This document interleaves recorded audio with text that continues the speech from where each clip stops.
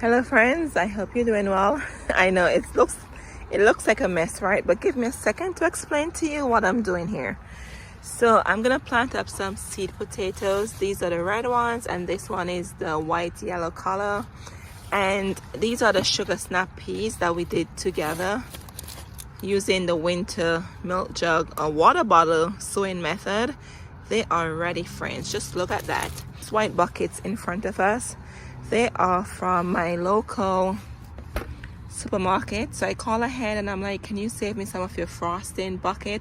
And the reason for using these to plant the carrots and the potatoes especially is mainly because the potato obviously is edible and the carrot, so I didn't want to use a regular planter that's not BPA free to put my produce in that I will be eating, right? You have to always be very on the alert with what you put in your body.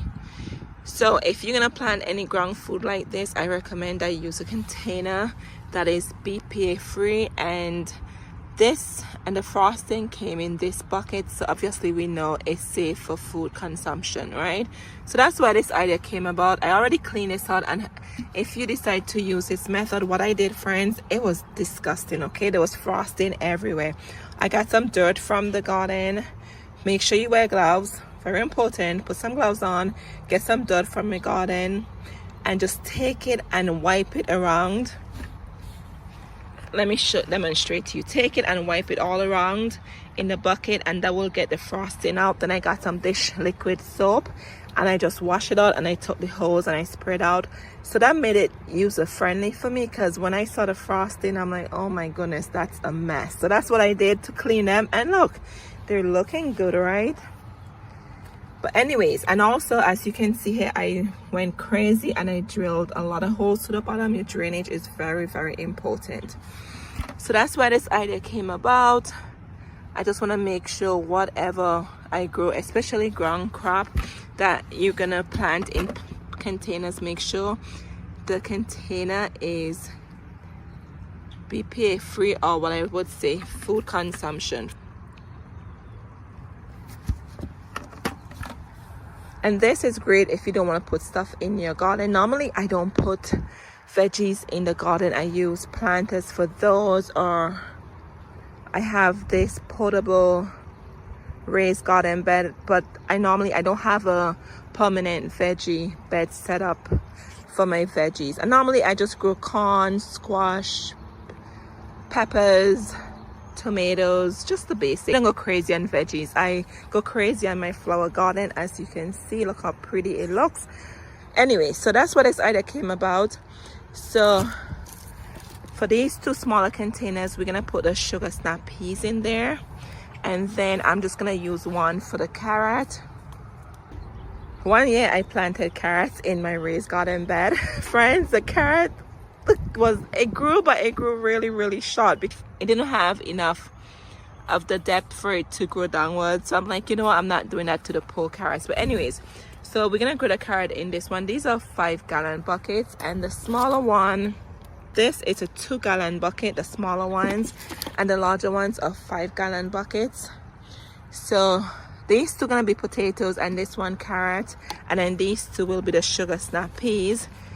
And look at the carrot, friends. I'm so excited about this. Put it in there and probably thin it out when it starts to sprout. But anyways, I just wanted to share this with you. If you're gonna plant your food, especially those edible fruit that goes in the ground, make sure you use a container that is safe for food consumption. Okay, don't go and use a planter like this where I have plants in. They're not for food consumption. Very important. Let's get the snap peas in first, and then the carrot and the potatoes after. It's supposed to rain, so the best time to water your plants is with rainwater, right? So let's get this taken care of. And friends, for the carrots and the bean and the potatoes, I'll be using this potting soil. It says for indoor and outdoor container plants, and I have some Miracle-Gro. Let me show this to you, and I'll probably sprinkle some of this in here. It says it's all-purpose plant food, But as I said to you before, I don't go crazy with veggies. It's just for my own personal consumption. But if you probably grow a larger amount of crop, you probably would want to use different products mixed in. I know you could use compost. There's so many different stuff you can mix in your soil, but this is how I do it. I'm just doing it the basic way. Look at these. Oh my goodness. I think we did these in March, and I can't believe how big they got by just using the winter sowing method. That's it. Look at these, friends. And then I left this one to show this one to you. Look at that. It's coming out from the top. So I'm just going to take my time off camera and pull it off. But anyways, the soil is ready. So I'm going to do 4 in a container. And then I may do my own homemade trellis, because the sugar snap peas, they're climbing plants, they need a trellis. But anyway, so let's get these inside these containers. I'm so excited about these sugar snap peas. And with your sugar snap peas, if you're gonna do this, the container should be at least 12 inches deep. Okay, very important. They have tap roots, almost like a carrot, or I would say poppy. So their roots are long, so make sure you give them enough depth so the roots can go downwards. So about 12 inches the container should be. Look at the roots on here. Oh my goodness, look at that, friends. And this is the sugar snap peas that I'm sharing here with you. It takes 70 days to harvest. It says this is, wow, it's an All-American Selections winner. The edible pods are very sweet and crunchy. These peas tolerate light frost when young and heat when mature. They're delicious, fresh with dips, stir-fried or lightly cooked. Raw, snapped pods are excellent in salads. I'm so excited about these, friends. Anyway, so let's get these in the pots. The sugar snap peas are ready, friends. Look at this. And I love a beautiful aesthetic in the garden, and I'm thinking, where am I going to put these white containers? But you know what, I'll figure it out. Another thing I can do too is just drop them in those decorative planter. At least I know my crops, especially the carrots and the potatoes, I'm more concerned about those. At least I know they will not be contaminated by the regular plastic containers. But I'll figure out somewhere to put these where they would just blend in and not look tacky, so to speak, right? But who cares? Friends, up next we have carrots. And remember not to fill the bottom with any plastic bottles or any stuff you thinking, oh, I'm gonna fill the bottom so that way you don't use that much potting soil. Don't do that, because these are your food. They're not plants, they're not shrubs. So make sure you put nothing but soil in your container. Very important. And friends, with your potatoes and your carrots, because these are root veggies, they're ground veggies grown in the ground itself, make sure you take out any chunks from your potting mix, right? Very important. We want to make sure the soil is loose and fluffy and there's no chunks in here. So what I probably could have done was just probably sift this with a strainer, but that's okay. I'm just gonna take my time and pick out. There's not too many chunky pieces in here. And make sure you have good drainage. You could probably add some perlite. Should your research say works for you, you could probably add some perlite to help with the drainage. But whatever you use, make sure the soil is like fluffy, like, if you know what I mean. And it comes with perlite. These white things in here, these are perlite that it came with. I do not recommend using in-ground potting mix in a container. There's so many different potting mix out. There's so many soil out there. You have for in-ground, you have for planters. So make sure you look at your bag and use the correct soil for your planters. So for example, this one says potting soil, right? So we know this obviously is a pot. So that's why we're using this, because this is meant for your planters. So I will not use this potting soil in the ground. It's not meant for the ground. They even have garden soil. Yes, they do. So if you have a garden spot where you need to add different soil in there, then you will use garden soil. So I will not use garden soil in my planters at all. Absolutely not. All Alright friends, and I'm done picking the pieces out, and as you can see, I'm not gonna fill this all the way to the top. The carrot probably only need 12 inches also. It's a very deep container, so I'm just gonna go ahead and just sow the seeds, and then I have to thin them out later on, and that's it. Do you see that? It's very long, so there's no need for me to add more soil all the way to the top, because the carrots are not gonna get that long. They're only gonna grow 8 to 10 inches. Let's see. Yep, it says produces red, purple, white, yellow, black, and orange colors, 8 to 10 inch roots, crisp and sweet, an excellent choice for salads and gourmet dishes. And these will take 67 days to harvest. Friends, these are so delicious with some olive oil and some sea salt, and you bake them in the oven. Oh my goodness, they're so delicious. So my point is, you don't need to fill a large container like this all the way to the top. Just give it enough space, maybe 12 inches, and that's good to go. But anyways, I'm gonna open this, and then I'm just gonna scatter them on there. And with these, it says just 1/4 to 1/2 inch, so that's it. Not much I need to do. Just sprinkle them on there and just put some soil on top. Right, so I use all of the seed there in here, and I just sprinkle them around. As I said, we're gonna thin them out, and I put some soil here, and I only need to bury them 1/4 to 1/2 inch.